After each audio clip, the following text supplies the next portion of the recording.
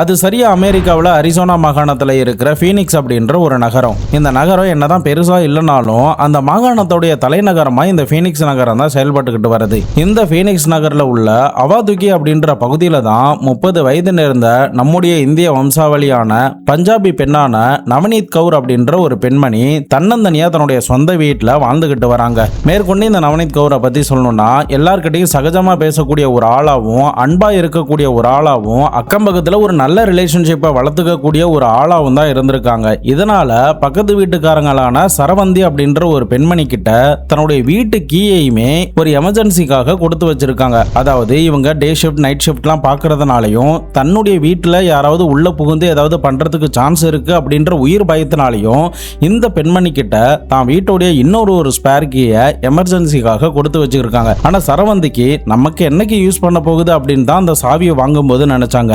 ஆனா ஒரு இக்கட்டான சிச்சுவேஷன்ல அந்த சாவி நமக்கு பயன்பட போகுது அப்படிங்கிறத அன்னைக்கு அந்த சரவந்திங்கிற பெண்மணி நினைச்சு கூட பார்த்திருக்க மாட்டாங்க.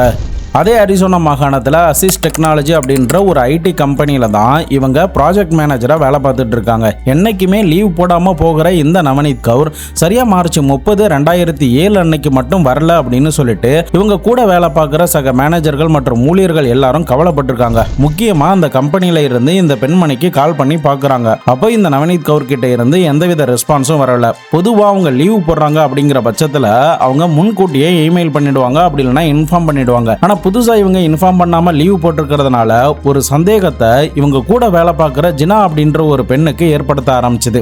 குறிப்பா இப்போ அமெரிக்காவிலாம் நீங்க பாத்தீங்கன்னா ஒரு ஆள் வேலைக்கு வரல அப்படிங்கிற பட்சத்தில் அந்த கம்பெனியில இருந்தே போலீஸுக்கு வந்து இவங்க இன்னைக்கு வேலைக்கு வரல அப்படின்ற ஒரு ரிப்போர்ட்டை ஃபைல் பண்ணி ஆகணும். அதாவது சொல்லாம கொள்ளாம அவங்க லீவு போட்டிருந்தாங்கன்னா அதை போலீஸ் கிட்ட அப்பப்போ ரிப்போர்ட் பண்ணி ஆகணும். இது எதுக்காகனா ஒருவேளை அந்த சம்பந்தப்பட்ட நபர் திடீர்னு காணாம போயிருந்தா கூட, ஏதாவது வழக்கு விசாரணை வந்தா கூட இந்த டேட்டா வந்து விசாரணை பண்றதுக்கு அவங்களுக்கு யூஸ்ஃபுல்லா இருக்கும். சோ அதன் அடிப்படையில தான் அமெரிக்காவில் இந்த விஷயத்தை கையாளுறாங்க. ஆனா நம்ம ஊர்ல பார்த்தா அதுக்கு அப்படியே ஆப்போசிட். நம்ம வேலை பார்க்குற கம்பெனி இதெல்லாம் பண்ணுமா அப்படிங்கிறதே ஒரு கேள்விக்குறி தான். சரி, அது ஒரு பக்கம் இருக்கட்டும். நவநீத் கவுர் அன்னைக்கு வேலைக்கு வராததுனால அவங்க தோழியான ஜினா தான் கூட வேலை பார்க்குற ஒரு சக தோழியை அழைச்சிக்கிட்டு இவங்களுடைய வீட்டுக்கு போயிட்டு செக் பண்ணி பார்த்துட்டு வந்துடலாம் அப்படின்னு சொல்லிட்டு காலை நேரத்திலே அவங்க கிளம்பி இந்த வீட்டுக்கு வந்திருக்காங்க. அப்போ அவங்க வீட்டுடைய டோர் பெல்ல அடிச்சு பார்க்குறாங்க, கூப்பிட்டு பார்க்குறாங்க, ஜன்னலை தட்டி தட்டி பார்க்குறாங்க. ஆனா எந்த ரெஸ்பான்ஸுமே அந்த பொண்ணு கிட்ட இருந்து வரவே இல்லை. முக்கியமா அவங்களுடைய கார் வந்து கராஜ்ல நின்னதுனால நவநீத் கவுர் இந்த வீட்டுக்குள்ள தான் இருக்காங்க அப்படிங்கறத தெரிஞ்சுக்கிட்டு அந்த வீட்டை சுத்தி ஏதாவது தெரியுதா அப்படின்னு சொல்லிட்டு ஜன்னல் வழியா பார்த்துக்கிட்டே வராங்க. அப்பதான் அந்த வீட்டுடைய கிச்சனுடைய விண்டோவை ஓபன் பண்ணி உள்ள என்ன நடந்திருக்கு அப்படின்னு சொல்லி பார்க்கும்போது தான் பொருட்கள் எல்லாமே கலைந்த நிலையிலையும் ஒரு கத்தி தரையில சதறி கிடக்கிறத பார்த்துட்டு இந்த பெண்மணிக்கு சம்திங் ஏதோ உள்ள நடந்திருக்கு அப்படின்ற ஒரு சந்தேகம் எழ ஆரம்பிச்சது. இந்த மேற்பார்வைகள் எல்லாமே போய்கிட்டு இருந்த நேரத்துல தான் பக்கத்து வீட்டுக்கார பெண்மணியான இந்த நவநீத் கவுர் ஒரு எமர்ஜென்சி கீயை கொடுத்து வச்சிருக்காங்கன்னு சொன்னல, அந்த சரவந்தி அப்படின்ற பெண்மணி இவங்கள பார்த்துட்டு சம்பவ இடத்துக்கு வந்து என்னாச்சுங்க, ஏன் இப்படி பாக்குறீங்க அப்படின்னு சொல்லி கேட்கும்போது நவநீத் கவுர் இன்னைக்கு வேலைக்கு வரவே இல்லை, எப்போதுமே இன்ஃபார்ம் பண்ணுவாங்க, என்னாச்சுனே தெரியல அப்படின்னு சொன்னதுமே உடனே அந்த பக்கத்து வீட்டுக்கார பெண்மணி என்கிட்ட ஒரு எமர்ஜென்சி கீயை அவங்க கொடுத்து வச்சிருக்காங்க, நாம உள்ள நுழைஞ்சு நவநீத் கவுரை காப்பாத்தலாம் அப்படின்ற மாதிரி பேசியிருக்காங்க. அதன் அடிப்படையில் அந்த கீ எடுத்துட்டு வரப்பட்டு அந்த வீட்டை திறந்து இந்த நவநீத் கவுருடைய பேரை சொல்லி சொல்லி மெல்லமா கூப்பிட்டபடியே அந்த வீட்டோடைய ஒவ்வொரு ரூமையுமே செக் பண்ணிக்கிட்டே போறாங்க. பார்க்குற இடங்கள் எல்லாமே பொருட்கள் சிதறி கிடக்கு. முக்கியமா அந்த வீட்டோடைய லைட்டு, ஃபேன் அப்படின்னு சொல்லிட்டு எல்லாமே ஆஃப் பண்ணப்பட்ட நிலையில ஒரு மயான அமைதியை தான் அந்த பகல் நேரத்துல அந்த வீடு கொடுக்க ஆரம்பிச்சது. தொடர்ந்து இவங்க பல மணி நேரம் தேடிக்கிட்டே போனதுல ஃபைனலி இந்த பெண்ணோடைய பெட்ரூம்ல உள்ள பாத்ரூம்ல இந்த நவநீத் கவுரை ஒரு மோசமான பொசிஷன்ல அவங்களுடைய என்டையர் லைஃப்ல அவங்களுடைய கண்ணுல இருந்து அழிக்கவே முடியாத ஒரு காட்சியை தான் அன்னைக்கு அந்த 3 பெண்களும் பார்க்க ஆரம்பிச்சாங்க.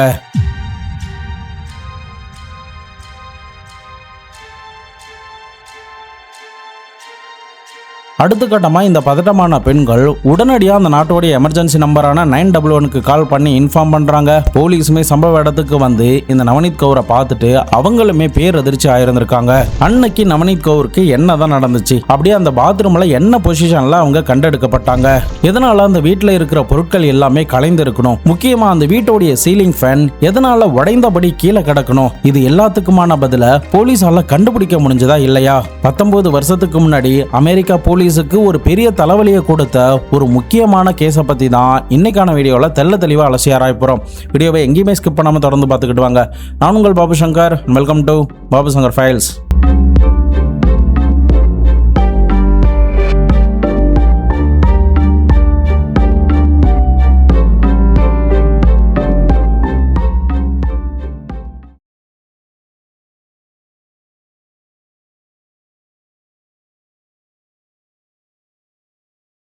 நவநீத் கவுருக்கு என்ன நடந்துச்சுங்கிறத தெரிஞ்சுக்கிறதுக்கு முன்னாடி வீடியோவை லைக் பண்ணாமல் இன்னும் பார்த்துக்கிட்டு இருக்கீங்கன்னா மறக்காமல் லைக் பண்ணி கண்டினியூ பண்ணுங்கள்.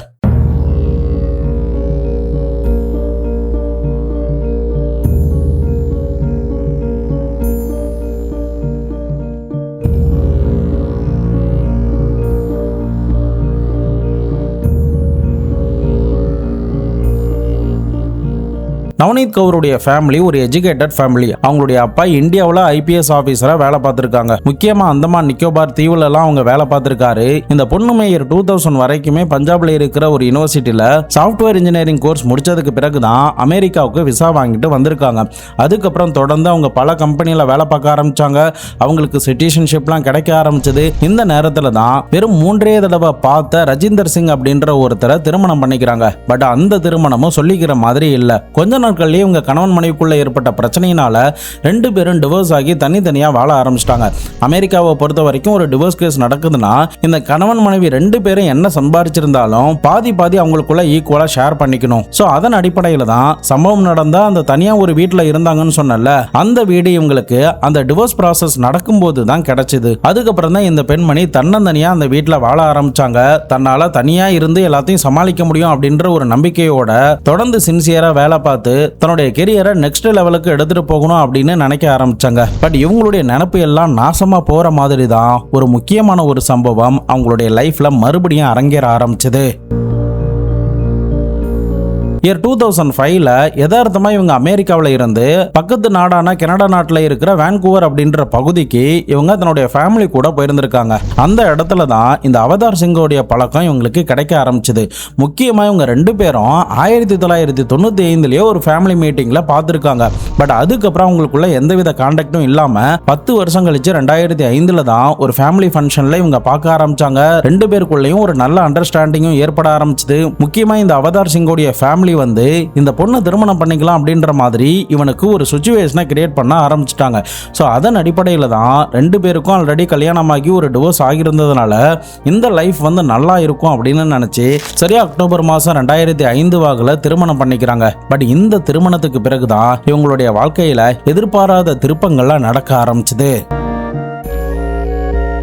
இந்த அவதார் சிங்கை பத்தி சொல்லணும்னா இவனுமே இந்தியாவில் தன்னுடைய அக்கௌண்ட்ஸ் படிப்பெல்லாம் முடிச்சதுக்கு பிறகு கனடா நாட்டுக்கு அக்கௌண்ட்ஸ் ரிலேட்டடான ஜாபுக்கு வந்திருக்கான். ஆனா ஆரம்பத்தில் அந்த ஜாப் பிடிக்காததுனால ஃபோர்க் லிஃப்ட் டிரைவரா ஒரு கம்பெனில வேலை பார்க்க ஆரம்பிச்சான். அதுக்கப்புறம் ஸ்டார்பக்ஸ்ல மேனேஜரா வேலை பார்த்துக்கிட்டு இருக்கும்போது அந்த வேலையும் பிடிக்கல அப்படின்னு சொல்லிட்டு தனக்குன்னு சொந்தமா ஒரு அக்கௌண்ட்ஸ் கம்பெனி ஒன்னு ஆரம்பிக்கணும் அப்படின்ற ஒரு எய்மோட இவன் வேலை பார்த்துக்கிட்டு இருந்த நேரத்துல தான் இவனுக்கு திருமணம் ஆயிருந்திருக்கு. ஸோ இதனால இவனுடைய வேலையை விட்டுட்டு இவன் கல்யாணம் பண்ண நவநீத் கவுர் கூட போக முடியாத ஒரு சிச்சுவேஷன் ஏற்பட ஆரம்பிச்சது. அவங்களுமே அமெரிக்கன் சிட்டிசன்ங்கிறதுனாலையும் ஒரு சாஃப்ட்வேர் கம்பெனில நல்ல பொசிஷன்ல நல்லா சம்பாதிச்சுக்கிட்டு இருக்காங்க அப்படிங்கிறதுனாலையும் சொந்தமா வீட்டோட இவங்க அரிசோனால இருக்கிறதுனால இவங்களாலையும் தன்னுடைய கணவரான அவதார் சிங்கோடைய வீட்டுக்கு போக முடியல. இதனால ஒரு லாங் டிஸ்டன்ஸ் ரிலேஷன்ஷிப்ல தான் இந்த 2 பேரும் வேற வேற நாட்டில் வாழ ஆரம்பிச்சாங்க. இந்த பெண்மணி அமெரிக்காவிலையும் இந்த அவதார் சிங் கனடாவிலையும் கிட்டத்தட்ட 1.5 வருஷங்கள் கிட்ட வாழ ஆரம்பிச்சிட்டாங்க. 2 பேரும் மாதம் ஒரு முறை மட்டும் மீட் பண்ணிக்கிறதும் அந்த நேரத்தில் தங்களுடைய அன்பை பரிமாறிக்கிறதும் தான் இருந்தாங்க. இப்படி இவங்க 2 பேரும் லாங் டிஸ்டன்ஸ் ரிலேஷன்ஷிப்ல இருந்த நேரத்துல தான் சரியா மார்ச் 30, 2007 அன்னைக்கு இந்த பெண்மணி மர்மமான முறையில அந்த வீட்டோடைய பாத்ரூம்ல உள்ள பாத்டப்ல பல ரத்த காயத்தோட அந்த தண்ணியோட ரத்தம் எல்லாமே கலந்த ஒரு சகப்பு கலர்ல பாத்டப்ல மிதந்துகிட்டு இருக்கிறது தான் அந்த நவநீத் கவுரை தேடி வந்த அந்த 3 பெண்களும் அரிசோனா போலீஸ் ஆபீஸரும் அதை பார்த்துட்டு மிரண்டு போயிருந்திருக்காங்க.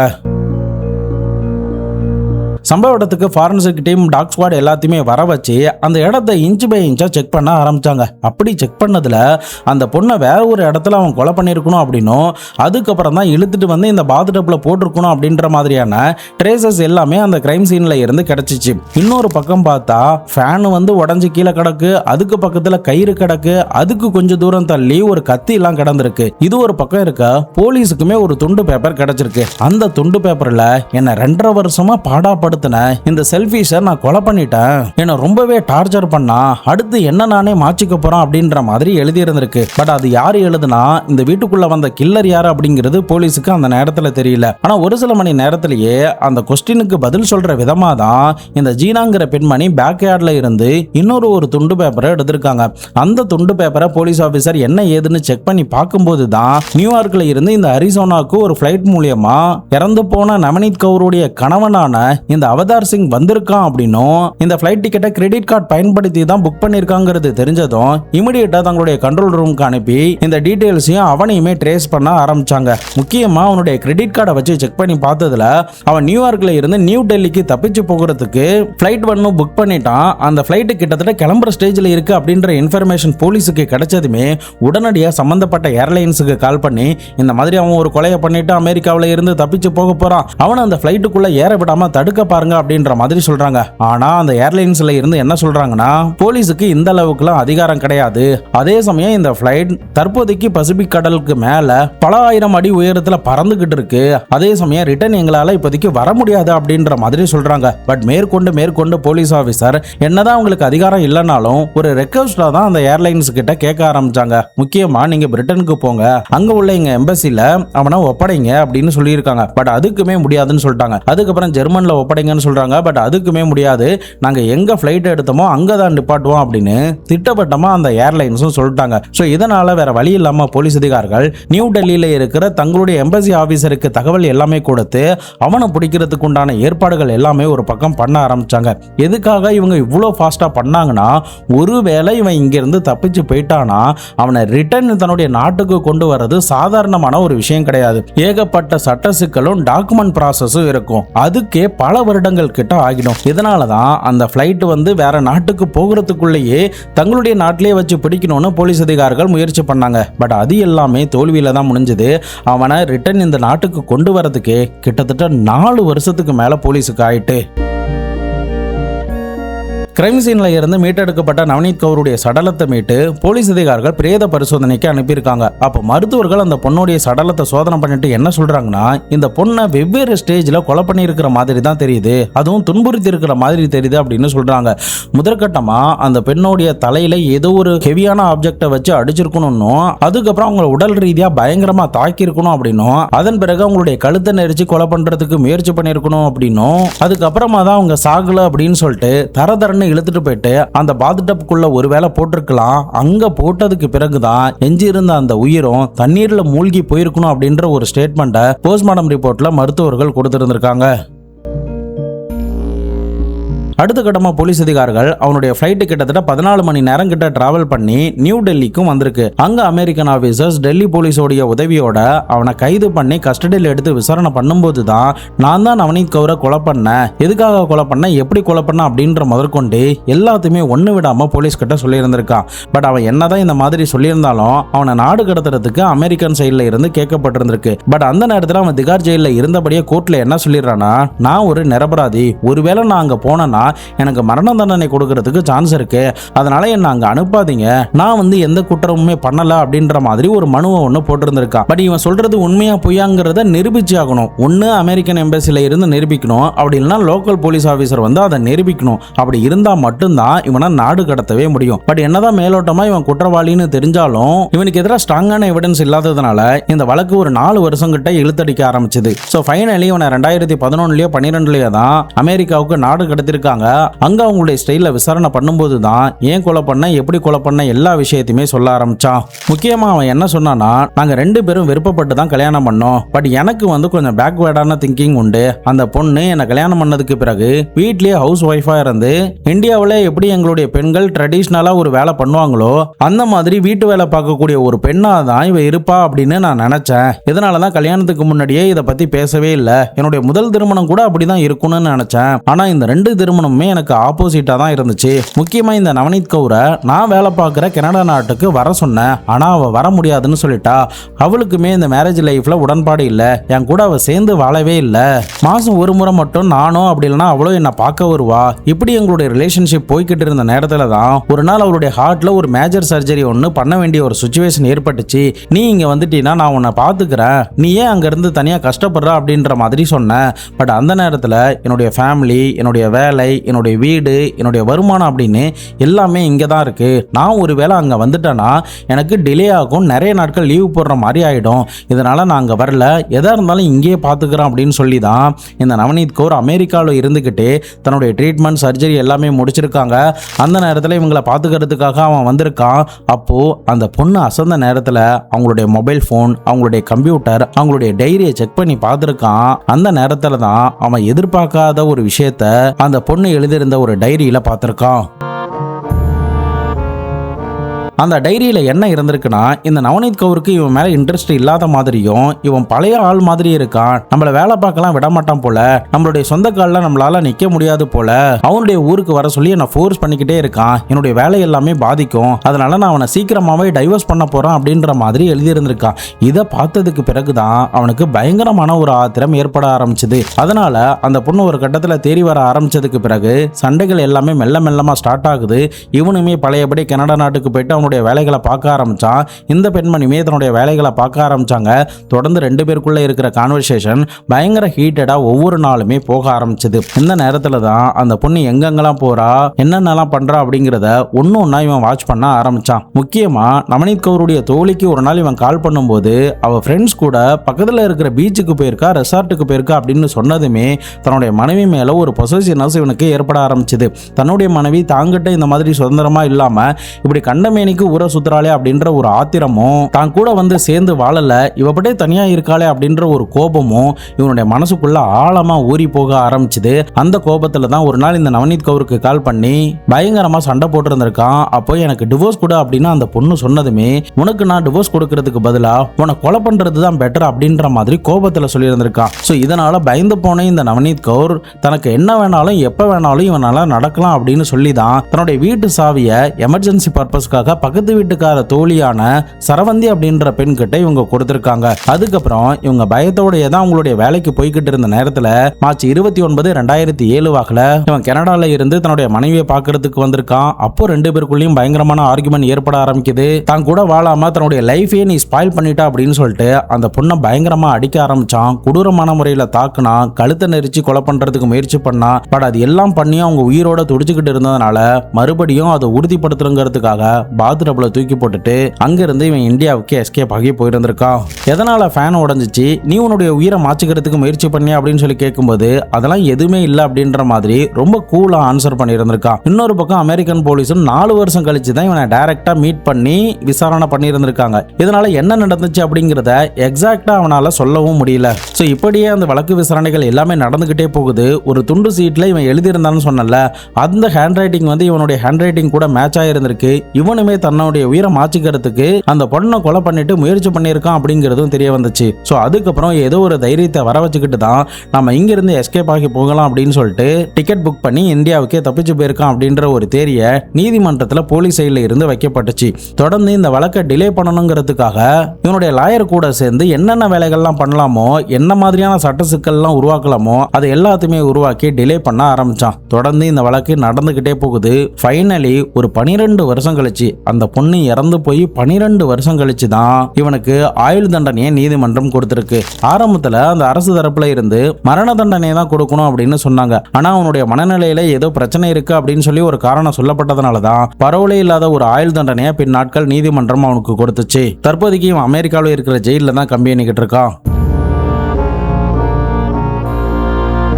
இந்த கேஸ்ல ரெண்டு பக்கமும் சில தவறுகள் தான் இருக்கு. பட் அதுக்காக ஒருத்தரை கொலை பண்றது என்னைய கேட்டா ஒரு அநியாயம் தான் சொல்லுவேன். உன் கூட சேர்ந்து அந்த பொண்ணு ஒரு வேளை வாழல, உங்களை பிடிக்கல அப்படின்னு சொல்றாங்கன்னா கண்டிப்பா உங்களை விட்டு விலகி போயிடுறது ரொம்ப நல்லது. அதை விட்டுட்டு கொலை பண்ணிட்டா எல்லாம் சரியாகிடும் அப்படின்னு நினைச்சா இவன மாதிரியான முட்டாள் வேற யாருமே இல்லைன்னு தான் நான் சொல்லுவேன். இந்த ரெண்டு பேருக்குமே ஆல்ரெடி கல்யாணமாகி டிவோர்ஸ் ஆயிருந்திருக்கு. இந்த ரெண்டு பேருமே புதுசா லைஃபை ஸ்டார்ட் பண்ணணும் தான் வந்தாங்க. பட் அப்படி வந்த இந்த ரெண்டு பேருக்குள்ளயுமே விட்டு கொடுக்குற மனப்பான்மை இல்ல. நீ பெரியவனா, நான் பெரியவனா, நான் வேலை ஒண்ணுமா, நீ வேலையை ஒண்ணுமா, நீ என் இடத்துக்கு வருவா, நான் உன் இடத்துக்கு வருவானா அப்படின்னு சொல்லிட்டு இந்த மாதிரியான பிரச்சனையை அவங்களுக்குள்ள போய்கிட்டே இருந்திருக்கு. ஸோ ஒரு ரிலேஷன்ஷிப்குள்ள இந்த மாதிரியான சின்ன சின்ன பிரச்சனை தான் பெருசா எப்போதுமே வெடிக்கும், பயங்கர ஒரு ஆத்திரத்தையே மூட்டும். ஸோ இந்த மாதிரியான ஒரு மிஸ் அண்டர்ஸ்டாண்டிங் வரும்போது உட்காந்து பேசி எது பண்ணா கரெக்டா இருக்கும், எது பண்ணலன்னா கரெக்டா இருக்கும், மியூச்சுவலா ரெண்டு பேருக்கும் என்ன பெனிஃபிட்டா இருக்கும் அப்படின்ற மாதிரி யோசிச்சு ஒரு டிசிஷனை எடுத்திருக்கணும். அதை விட்டுட்டு தொடர்ந்து சண்டை போட்டுக்கிட்டே இருந்தா எந்த பிரயோஜனமுமே இருக்காது.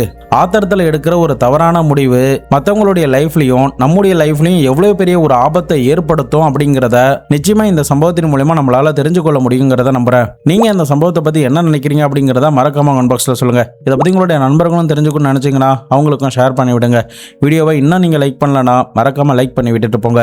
நாளை மறுநாள் வேற ஒரு கிரைம் கேஸோட வேற ஒரு வீடியோவில் உங்களை வந்து சந்திக்கிறேன். அது வரைக்கும் உங்களிடமிருந்து விடைபெறுவது உங்கள் பாபு சங்கர்.